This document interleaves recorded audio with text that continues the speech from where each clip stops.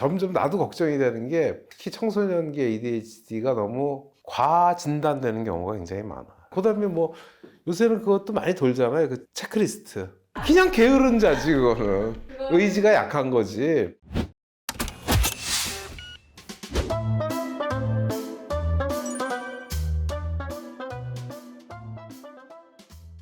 남궁 사장님, 요새 너도 나도 내가 ADHD다 이렇게 얘기를 하고 있어서 저는 이제 설거지를 하다가 음식물 처리기가 이제 세탁실 쪽에 있으니까 요거를 받쳐서 이렇게 가요. 딱 갔는데 딱 보니까 세탁물이 좀 쌓여 있어요. 그러면은 거기 가서 세탁기를 돌리고 이렇게 나오는데 옷방이랑 연결돼 있거든요.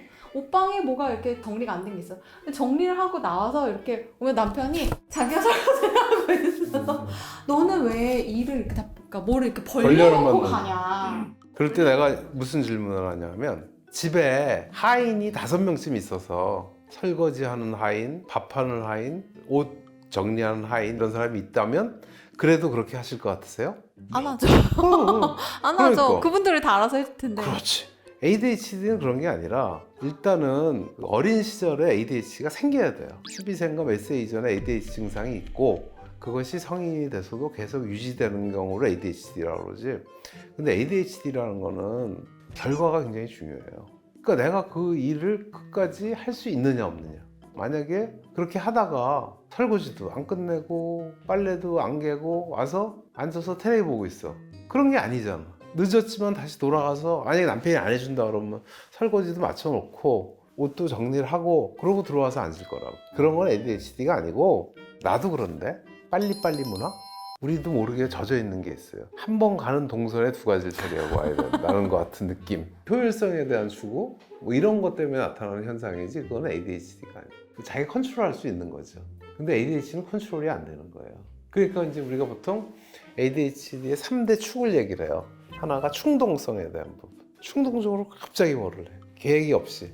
근데 두 번째는 ADHD라는 것 자체가 Attention Deficit이라는 거죠. 주의력이 떨어져 있는 거예요.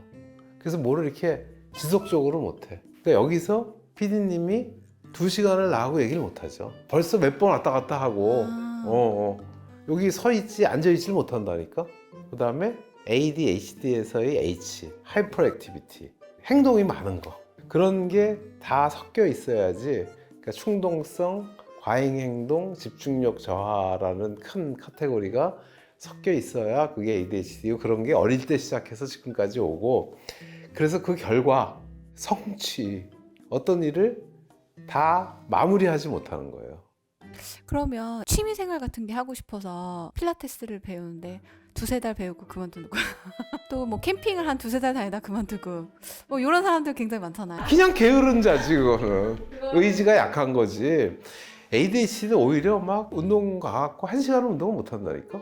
근데 ADHD인데 굉장히 성공적인 퍼포먼스를 낼 수도 있나요? 그렇지. 굉장히 멀티태스킹을 하는 사람들 있잖아요. 근데 결국에 그 사람들은 그게 성공적으로 끝나잖아. 그러니까 ADHD가 아닌 거예요, 쉽게 얘기하면. 그거는 ADHD라기보다는 ADHD 같은 사람이지. 결국에는 이걸 제대로 마무리 짓느냐 그렇지. 그게 굉장히 못하느냐의 중요합니다. 차이군요. 그게 그 결과적으로 부정적 결과를 초래하는 게 이제 우리 병의 개념이죠. 어떤 사람이 동시에 4가지 일을 해.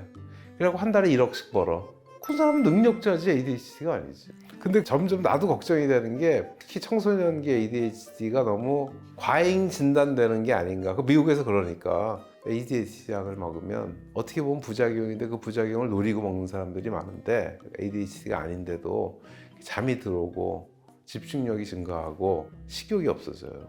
환상의 약이죠. 근데 이제 그 ADHD 약이라는 게 정신 자극제예요. 흥분제야. 쉽게 얘기를 하면. 우리가 보통 수면제는 정신을 가라앉히는 약이잖아요. 근데 이거는 올려주는 약이야. 그래서 그 암페타민 계통의 약들을 써요. 그러니까 그걸 먹으면 집중력이 올라가고 잠이 안 와. 그러니까 공부를 좀 잘할지도 모르지. 처음에는.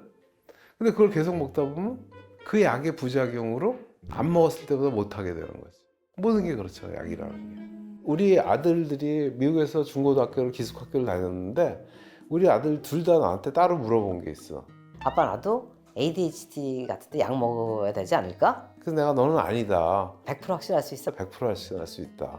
아, 나 요새 집중이 잘 안 돼. 그래서 내가 대답을 원래 사람은 디폴트가 집중이 잘 안 되는 거야 시험 볼 때. 그리고 잠이 너무 와. 사람은 원래 시험 공부를 하려고 그러면 잠이 많이 오는 게 정상이야.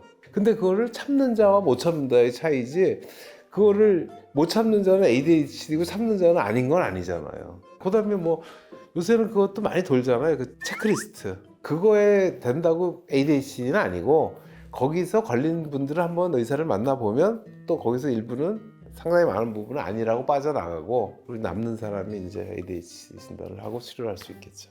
개인적인 질문 하나 해도 돼요? 그 저는 4개 중에 3개는 하는데 하나가 엄청 있다가 한참 있다가 이제 생각이 딱 나거든요. 그럼 이거는 근데 ADHD는 마무리하는 게 거의 없어요. 쉽게 얘기를 하죠. ADHD가 되면 거의 대부분은 마무리를 못해. 자기도 열심히 하는데 결국 못해. 이 주의력 결핍을 조금 줄이려면 우선순위를 정해서 그것부터 쳐내려가면 조금 연습을 해야 돼. 그래서 내가 메뉴를 늘리지 않고 하나를 끝낸 다음에 다른 메뉴를 시작한다든지 내가 정리를 자꾸 해야 되는데 그 정리가 안 되는 거거든요, 사람들이. 그래서 그거를 할 수 있으면 우선순위를 정하고 그다음에 뭐 한 개만 꼭 하라는 건 아니지만 어느 정도 내 시간에 마무리할 수 있는 게 정리될 때까지는 새 플랜을 시작을 안 하는 거 이런 연습들을 해야 돼.